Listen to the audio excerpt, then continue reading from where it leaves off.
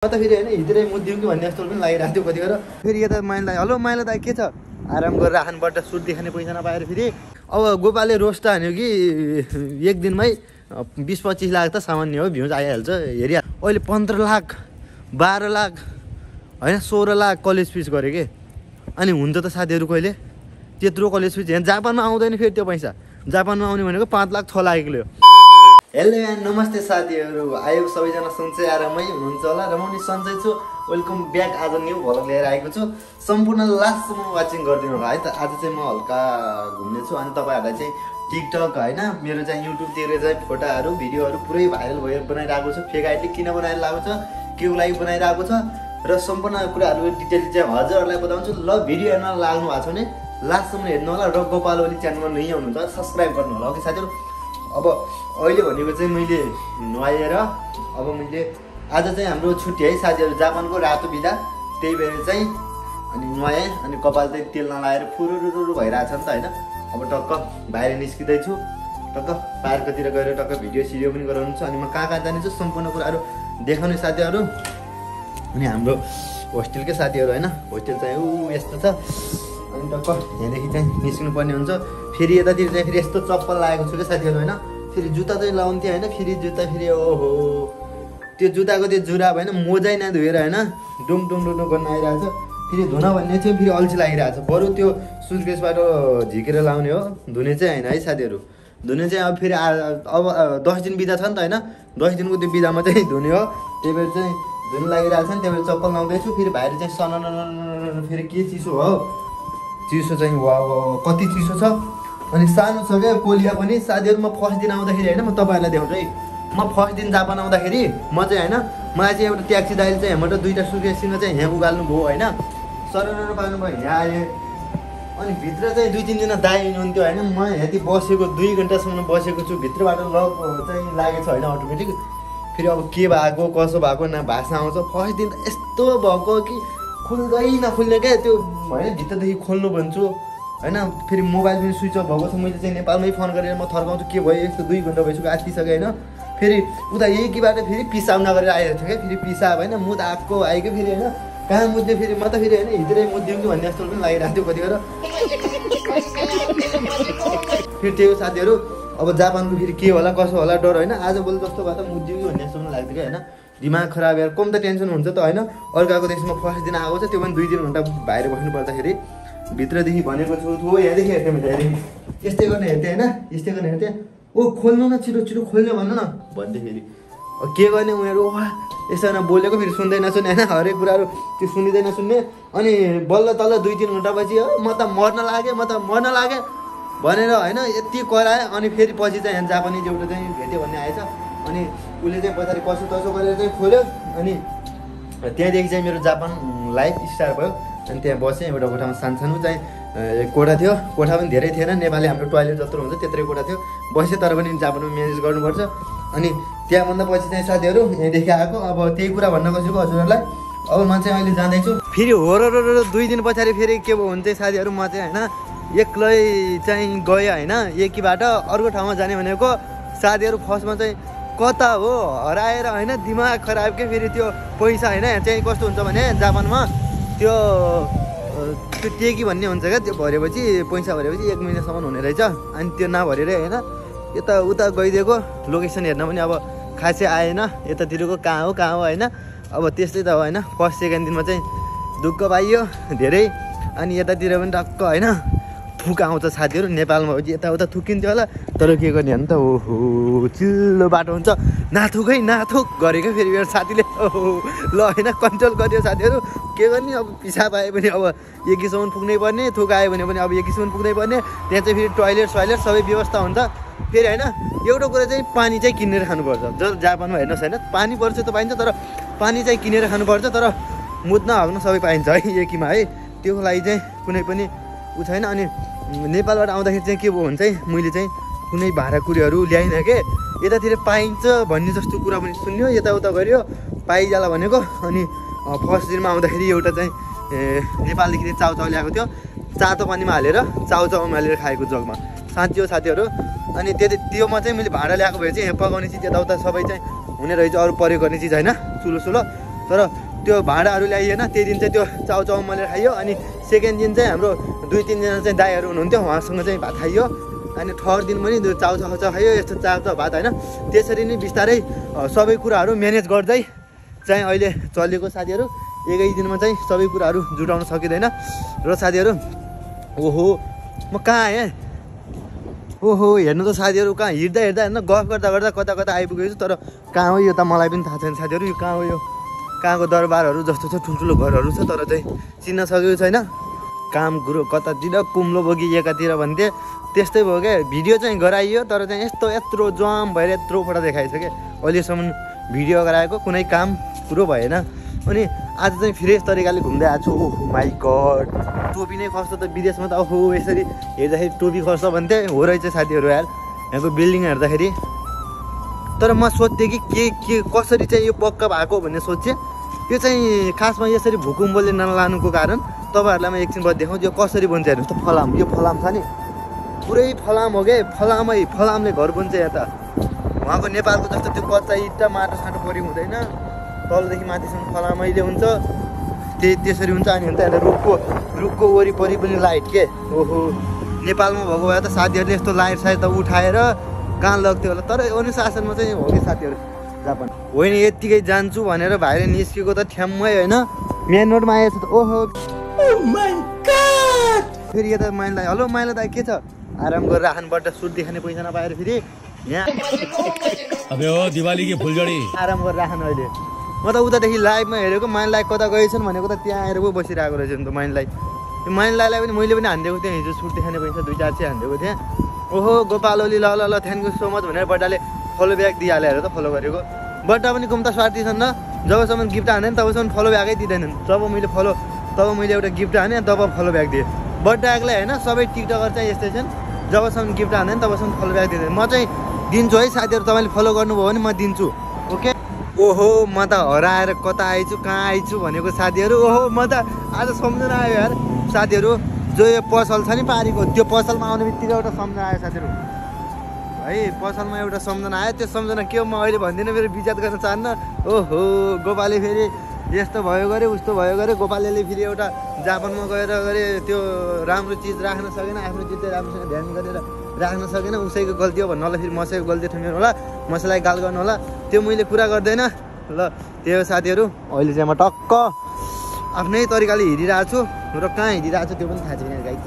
ओहो साथीभाइहरू, यो जापानमा त होइन आज एक्लै घुम्दिउँ कि भनेर होइन, साथीभाइ पनि एक्लै घुम्दिउँ कि भनेको कहाँ यो फेरि साथीहरू। मलाई चाहिँ यो देख्दाखेरि ओहो विश्वविद्यालय जस्तो लाग्यो त। यहाँको विश्वविद्यालय नै हुनसक्छ है साथीहरू होइन त।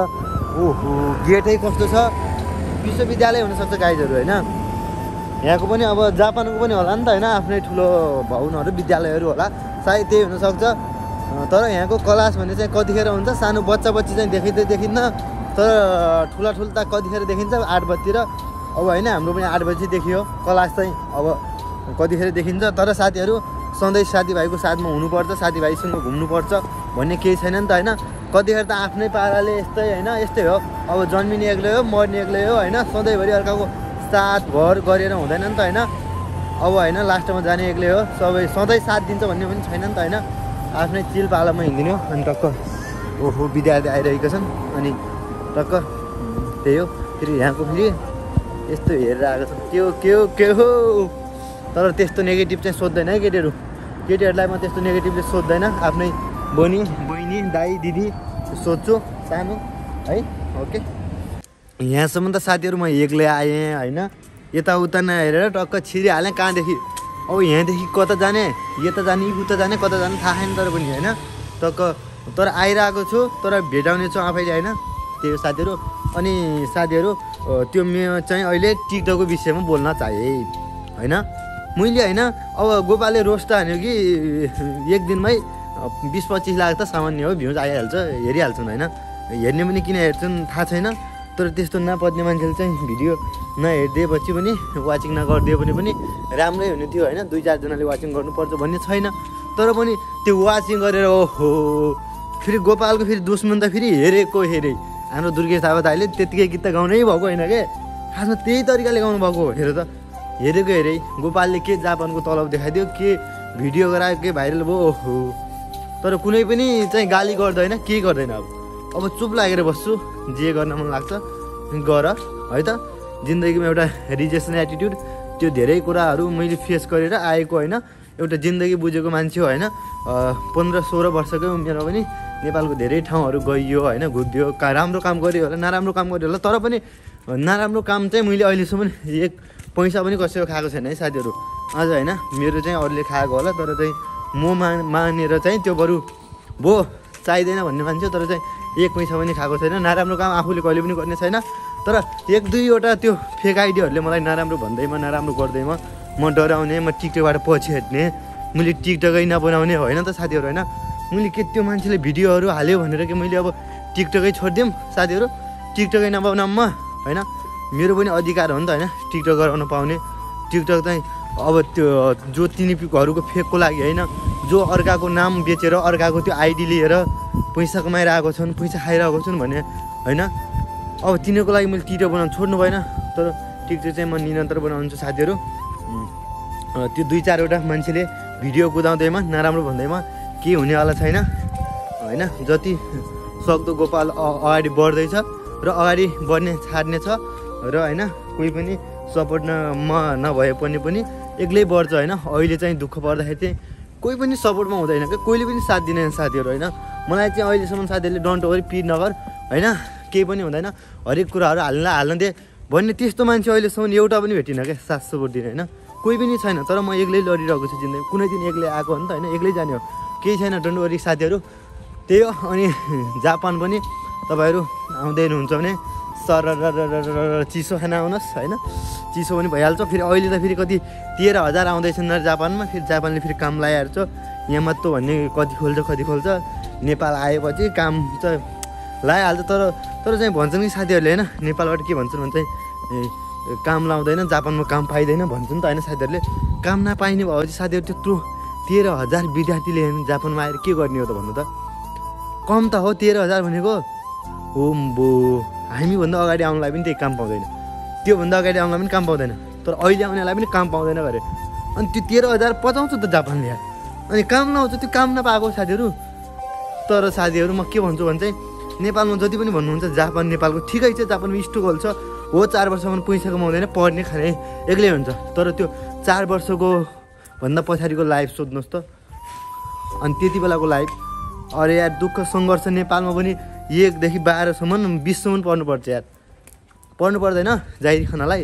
अनि जापानमा 4 वर्ष पढ्दा के भयो त, पछि गएर जिन्दगी आफ्नो लाइफ राम्रो हुन्छ भने त्यता 20 वर्ष दिन आउने, अनि जापानमा 4 वर्ष दिन नआउने। तपाईँहरूले स्ट्रगल छ तपाईँको होइन, हरेक कुराहरू फेस गरेर तपाईँहरू सक्नुहुन्छ, गर्नुहुन्छ भने तपाईँ जापान आउनुहोस् हो कि नै सम्पूर्ण साथीहरू।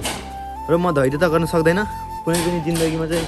एउटा दुःख भन्ने कुरा के हो त्यो फेस गर्न सक्दैन। आत्तिने बानी छ भने चाहिँ तपाईँ जापान आउनुहोस्।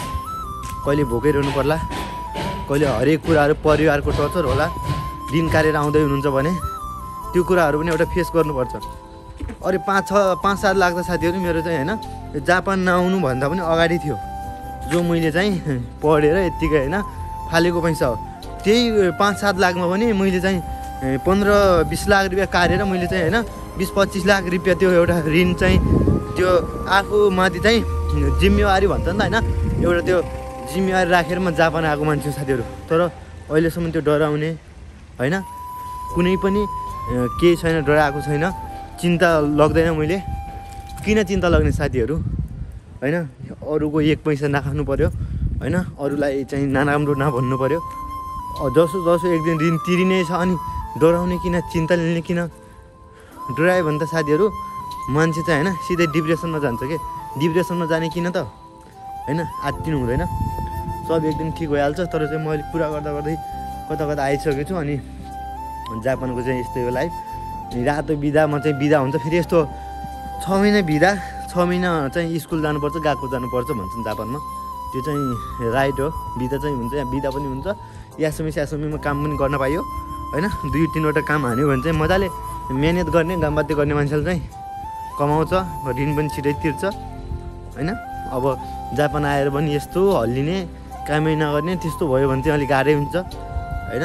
सबै मान्छेले जिन्दगी बुझेको हुँदैन, सबै मान्छे चाहिँ एउटै सोचले आउँदैन होइन, एउटा आफ्नो फरक फरक तरिका एउटा सोचले आउँछ।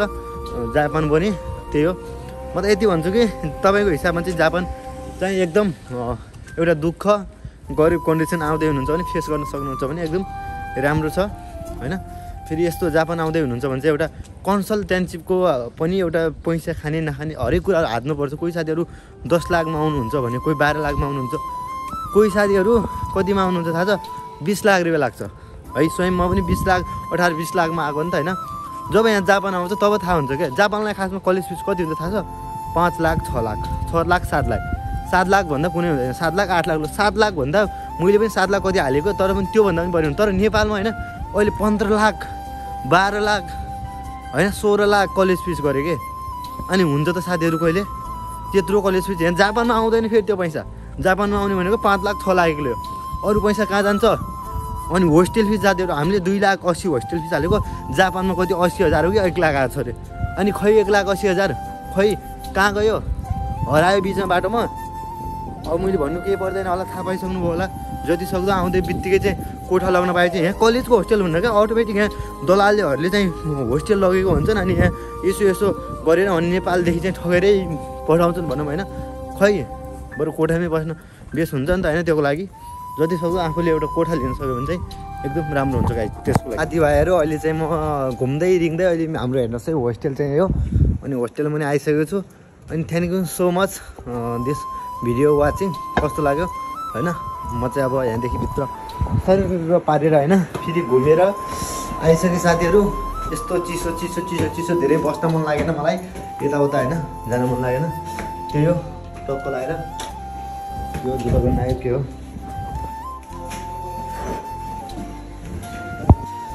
Thank you so much. भिडियोलाई चाहिँ फुल आवाज गर्नुभयो। कोहीले पनि चाहिँ त्यो नराम्रो कमेन्ट चाहिँ कोहीले पनि नगर्नु होला है साथीहरू। अनि चाहिँ तपाईँहरूकै साथमा हुनेछु म जहिले पनि। अनि हामी चाहिँ अहिले होस्टेलमा आइसक्यौँ टक्क। अब खाना बनाएर खाएँ नि फेरि सुत्नुपर्छ है त। मैले चाहिँ यस्तै भ्लग चाहिँ गराउँछु। Thank you so much. Okay by साथीहरू।